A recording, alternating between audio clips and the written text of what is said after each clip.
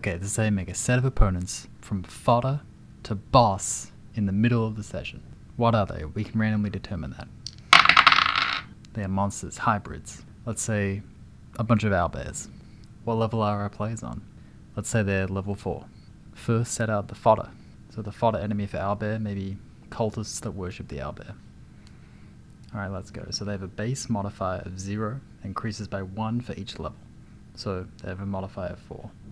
This modifier will determine all aspects of the opponent, how hard they are to hit, how hard it is to dodge them, and all other aspects that would require d20 rolls. Modifiers for the elites is just 1 more, mini-boss 1 more than that, boss 1 more than that. So we have elites with a modifier of 5, mini-boss with a modifier of 6, and boss with a modifier of 7. Now we give our opponents a focus and a weakness. Since owlbears are strong, let's make their focus strength. This would just give them a +2 to all strength-based things. Now a weakness. A weakness is like a strength, but instead it minuses 4 from something. And since they're owlbear types, let's give them intelligence. Now determine their health. Their health is their level multiplied by 10, and then adjusted again based on whatever type they are. The health of level 4 opponents is 4 multiplied by 10, so 40. This 40 is then adjusted based on the type of thing.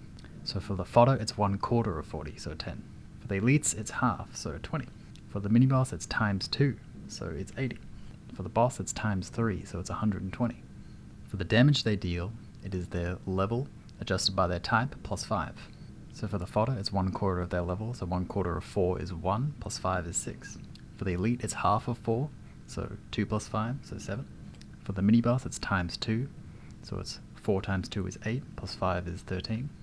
And for the boss, it's 4 times 3, so that's 12 plus 5, so 17. And that's it. If you're doing this on the fly, this might be enough, or if it's not, you can come up with an ability, or take an ability from an existing source and add it to all these creatures. For example, just dark vision, or the ability to fly, or the ability to climb up walls, or the ability to breathe fire, and deal, say, ×2 whatever their damage is, 1 time.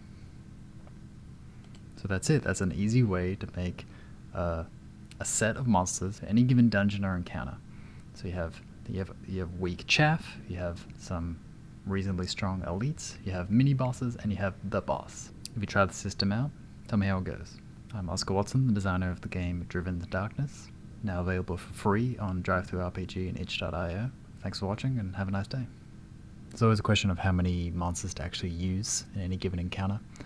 I would say, since this scales with the player's level, or scales with the difficulty of the location, depending on how you want to do it, I'd say just roll, like, if using a system like 5e or Pathfinder, a couple of d6s to determine the fodder, so like 3d6s to see how many fodder units you have, maybe a d6 or 2d6 for the elites, led by a mini-boss or a boss, depending on what stage of the adventure you're in.